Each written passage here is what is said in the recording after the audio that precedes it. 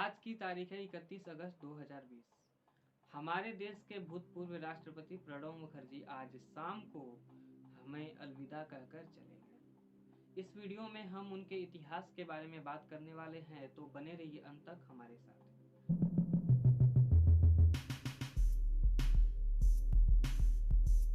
नमस्कार दोस्तों, आप देख रहे हैं भारत का इतिहास यूट्यूब चैनल और मैं हूं मारुति नंदन।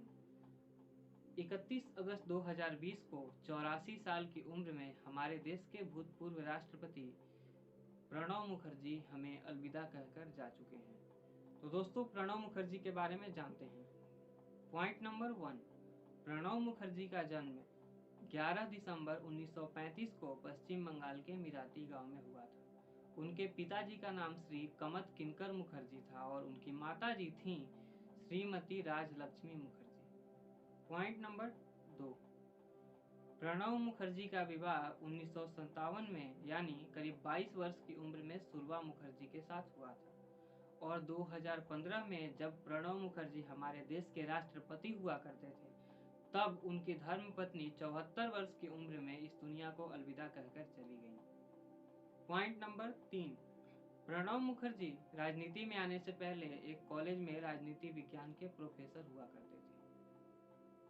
पॉइंट नंबर 4, प्रणब मुखर्जी हमारे देश के राजनीति में सक्रिय होने से पहले एक जर्नलिस्ट के रूप में भी काम कर चुके थे, बंगाल के एक स्थानीय अखबार में जिसका नाम था देशेर तक।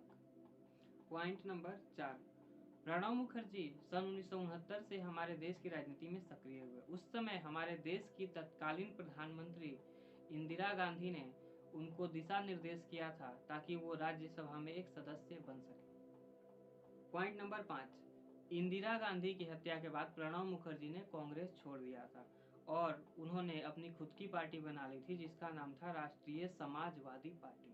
पॉइंट नंबर 6, 1984 में यूरो मैगजीन ने प्रणब मुखर्जी को वोट करके ये साबित किया था कि प्रणब मुखर्जी पूरे दुनिया में सबसे अच्छे वित्त मंत्री थे।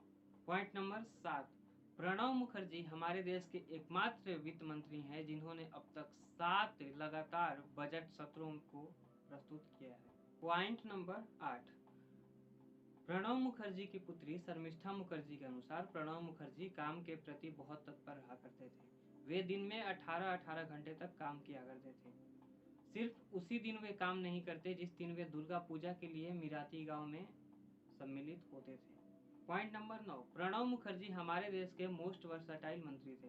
प्रणब मुखर्जी हमारे देश के एकमात्र ऐसे मंत्री थे जिन्होंने 4 अलग अलग मंत्रालयों को संभाला था: वित्त मंत्रालय, वाणिज्य मंत्रालय, विदेश मंत्रालय और रक्षा मंत्रालय। इन चारों मंत्रालयों में वे मंत्री रह चुके थे। पॉइंट नंबर 10, जिस समय प्रणब मुखर्जी हमारे देश के राष्ट्रपति हुआ करते थे, उन्होंने 7 दया याचिकाओं को खारिज किया था जिसमें कि अफजल गुरु और अजमल कसाब की दया याचिकाएं भी शामिल थीं। पॉइंट नंबर 11, प्रणब मुखर्जी ने उस समय इतिहास रचा जब 5 सितंबर 2015 को शिक्षक दिवस के दिन राष्ट्रपति भवन में उन्होंने स्कूली बच्चों को राजनैतिक इतिहास के बारे में शिक्षा दी थी, यानी पढ़ाया था। वो एक शिक्षक बन गए थे कुछ समय के लिए। ये वाकई अपने आप में एक बहुत बड़ी बात है। तो दोस्तों, प्रणब मुखर्जी के बारे में ये थी कुछ रोचक बातें।